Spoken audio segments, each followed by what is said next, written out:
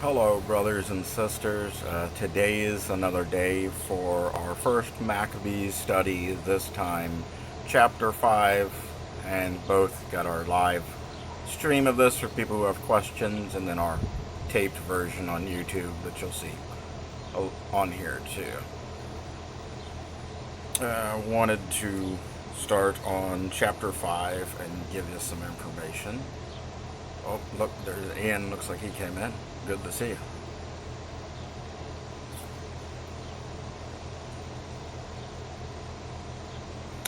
First, Maccabees 5 here. First, want to open it up, say, and pray here. May this bring you guys some good information. May God bless you. May this be something helpful in your heart, and may encourage you to study and learn things. And blessings to it. Amen. First, Maccabees 5. This is the chapter called The Liberation of the Galilean Jews. When the Gentiles all around heard that the altar had been rebuilt and the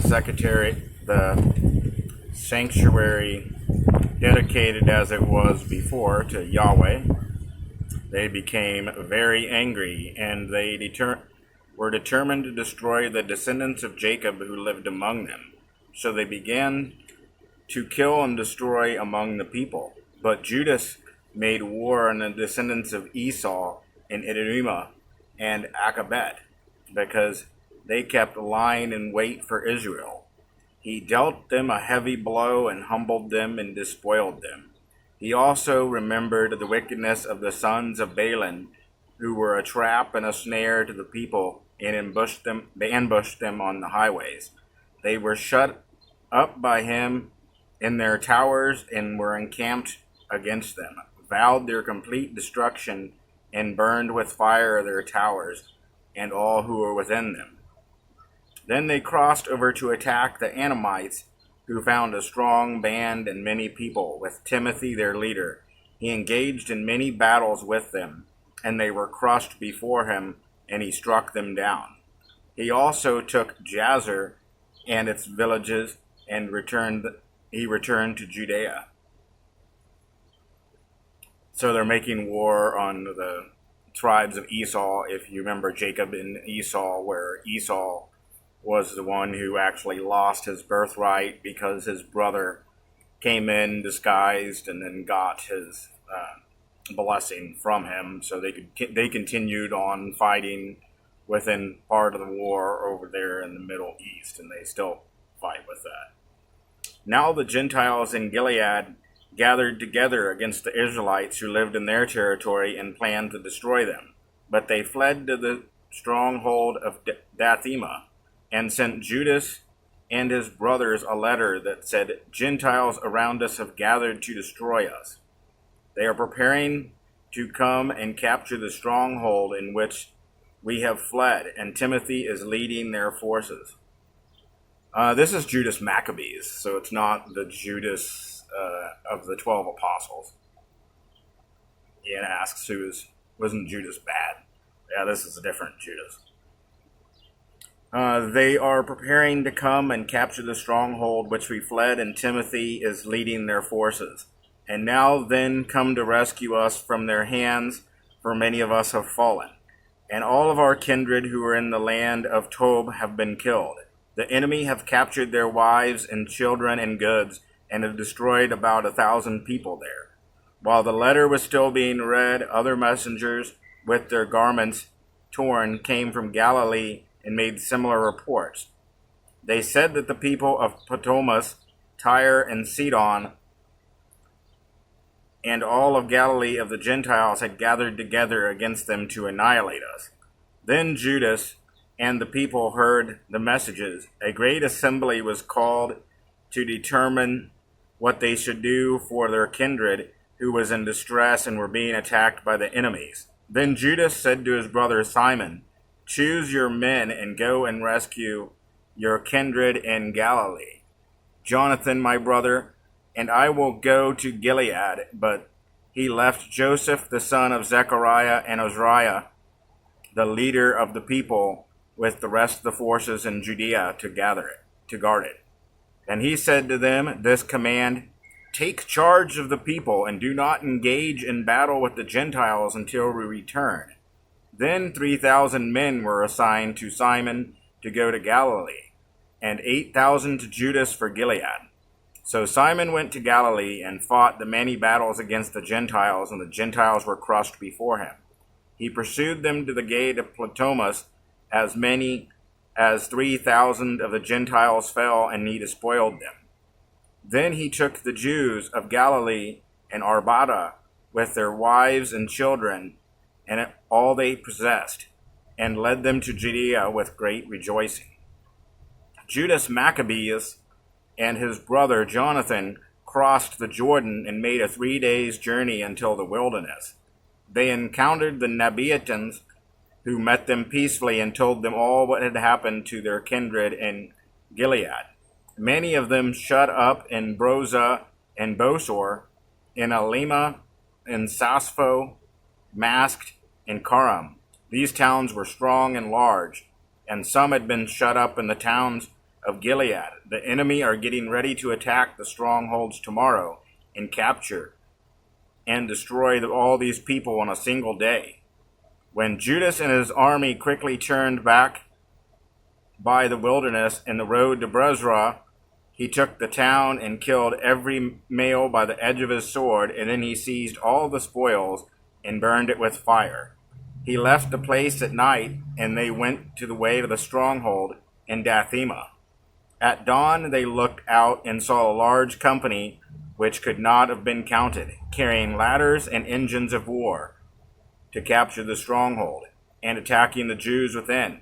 So Judas saw that the battle had begun, and the cry of the town went up to heaven with the trumpets and the loud shouts. He said to the men of his forces, "Fight today for your kindred."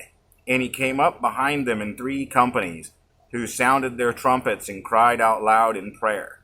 And when the army of Timothy realized it was Maccabees, they fled before him and dealt them with a heavy blow. As many as 8,000 of them fell in one day. Next he turned aside to Mapha and fought against it, and then killed every male in it, plundered and burned it with fire. From there he marched on and took Chaspho, Macht, Bosor, and the other towns of Gilead. After these things, Timothy gathered another army and encamped outside of Raphon on the other side of the stream. Judas sent men to spy out the camp, and they reported to him, "All the Gentiles around us have gathered to him, and it's a very large force." They also hired Arabs to help them and encamped across the stream, ready to come and fight against you. And Judas went to meet them. Now Judas and his army drew near the stream of water. Timothy said to his officers of the forces, "If he crosses over first, we will not be able to resist him, and for sure he'll surely defeat us. But if he shows fear and camps on the other side of the river, we will cross over to him and defeat him." When Judas approached the stream of water, he stationed the officers and the army of the stream at the stream and gave them this command: "Permit no one to encamp, but make them all enter battle." And then he crossed over against them first, and the whole army followed him. And the Gentiles were defeated before him, and threw away their arms and fled into the sacred precincts at Carnum. But he took the town and burned it, and burned all the sacred precincts with fire, together with all who were in them. This Carnum was conquered, and they could not stand before Judas no longer. Then Judas gathered together the Israelites of Gilead, the small and the great, and their wives and children, and the goods, a very large company, to go on to the land of Judea. So they came to Ephron. This was a large and very strong town on the road, and they could not go around it through to the left or to the right. They had to go through it. But the people of the town had shut them out and blocked the gates with stones. Judas sent his friendly message: "Let us pass through your land to get to our land. No one will do harm, but we'll simply pass on foot." but they refused to open for him. Then Judas ordered the proclamation to be made to the army that should encamp where they were.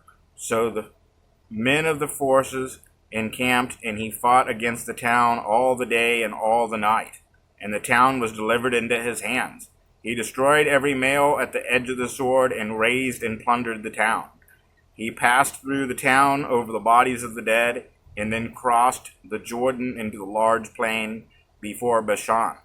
Judas kept rallying the laggards and encouraging the people all the way he came till he came to the land of Judea. So they went up to Mount Zion with joy and gladness, and offered burnt offerings, because they had returned in safety.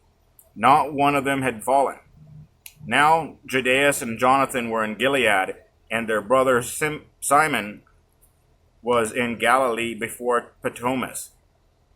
Joseph, the son of Zechariah, and Azariah, the commanders of the forces, heard their brave deeds and the heroic war they had fought.